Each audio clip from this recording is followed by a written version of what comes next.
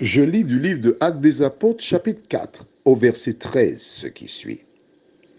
Lorsqu'ils virent l'assurance de Pierre et de Jean, ils furent étonnés, sachant que c'étaient des hommes du peuple, sans instruction, et ils les reconnurent pour avoir été avec Jésus. Prions. Notre thème pour aujourd'hui, c'est l'assurance.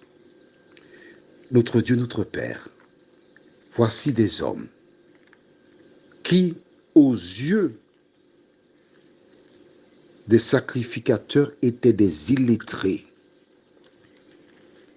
Mais en entendant ces derniers s'exprimer, la Bible déclare qu'ils furent étonnés.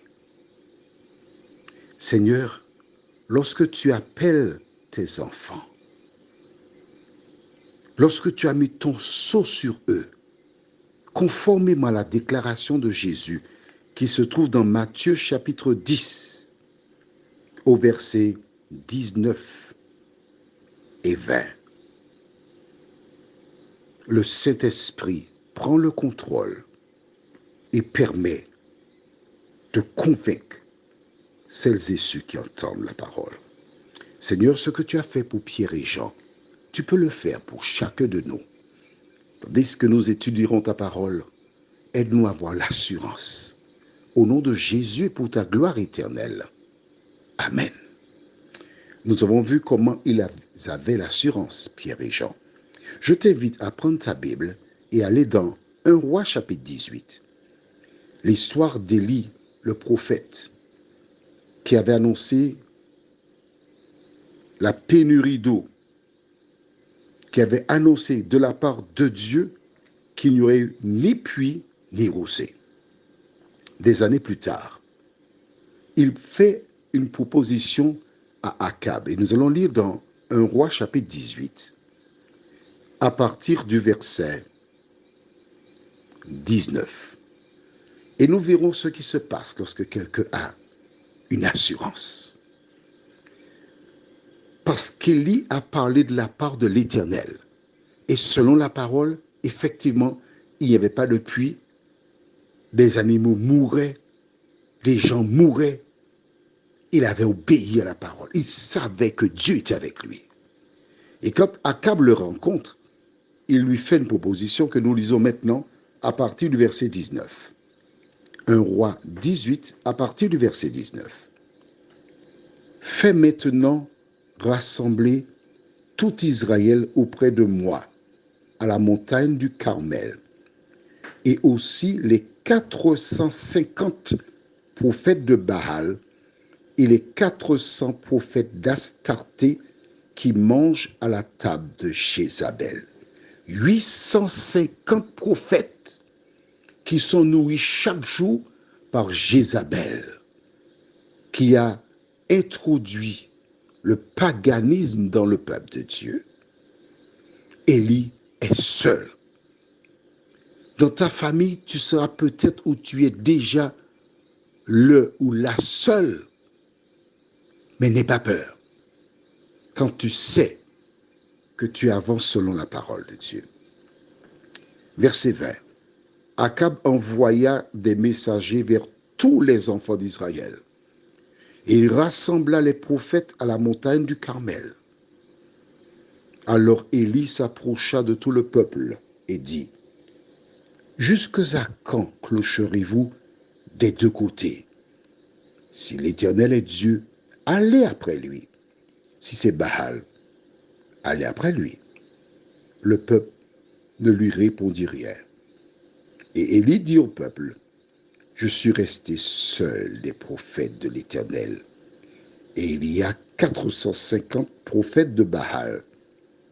Que l'on nous donne 2 taureaux, qu'ils choisissent pour eux l'un des taureaux, qu'ils le coupent par morceaux, et qu'ils le placent sur le bois, sans y mettre le feu.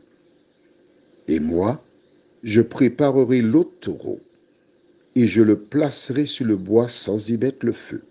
Puis, invoquez le nom de votre Dieu. Et moi, j'invoquerai le nom de l'Éternel. Le Dieu qui répondra par le feu, c'est celui-là qui sera Dieu. Et le peuple répondit en disant, c'est bien, quelle tristesse. Un peuple qui a été conduit par Dieu jusqu'à présent. Le peuple a oublié qui est Dieu. C'est seulement lorsque le feu descendra du ciel pour consumer un animal, eh bien c'est lui qui est Dieu. Comment expliquer que ces personnes soient totalement tournées vers le paganisme? Nous continuons au verset 25. Élie dit au prophète de Baal, choisissez pour vous l'un des taureaux, préparez-le les premiers, car vous êtes les plus nombreux, et invoquez le nom de votre Dieu, mais ne mettez pas le feu. Ils prirent le taureau qu'on leur donna, et le préparèrent, et ils invoquèrent le nom de Baal, depuis le matin jusqu'à midi, 6 heures à midi. Et voilà donc, on va dire l'origine du carnaval, en disant, Baal, réponds-nous. Mais il n'y eut ni voix ni réponse. Et ils sautaient devant l'autel qu'ils avaient fait. À midi, Élie se moqua d'eux et dit, criez à haute voix, puisqu'il est Dieu. Il pense à quelque chose. Peut-être qu'il dort et il se réveillera. Et il cria à haute voix et ils se firent selon leur coutume des incisions avec des épées et avec des lances jusqu'à ce que le sang coulât sur eux. Lorsque midi fut passé, ils prophétisèrent jusqu'au moment de la présentation de l'offrande, vers 15 heures. Mais il n'y eut ni voix, ni réponse, ni signe d'attention. As-tu vu comment Élie se moquait d'eux? En disant, criez plus fort. Peut-être qu'il dort. Ou bien peut-être qu'il plante des choux de Chine. Criez plus fort. Élie se moquait d'eux parce qu'il avait l'assurance que ces gens étaient dans le faux. Il avait l'assurance que c'est l'Éternel qui était Dieu. Il prépara l'autel après. Il évoqua le nom de l'Éternel. Et la Bible déclare, nous passons directement au verset 38. Et le feu de l'Éternel tomba et il consuma l'holocauste, le bois, les pierres et la terre. Et il absorba l'eau qui était dans le fossé.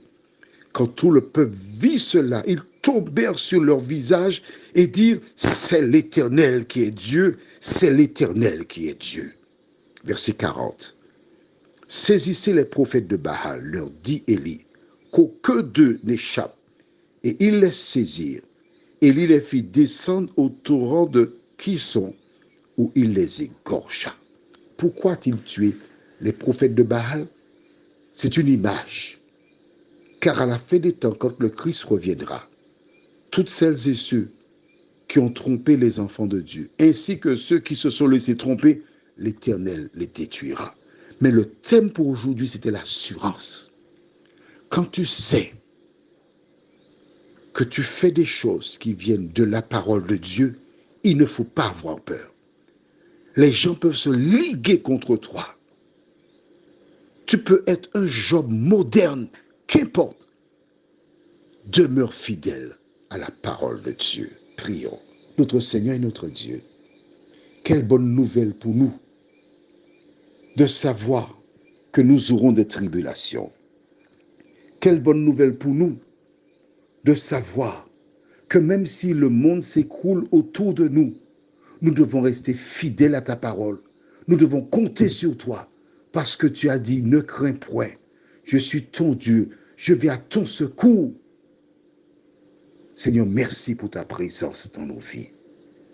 Merci de nous porter. Merci, Saint-Esprit, de nous éclairer. Nous t'en prions. Au nom de Jésus et pour ta gloire éternelle. Amen. Je te souhaite une bonne journée sous le regard de Dieu.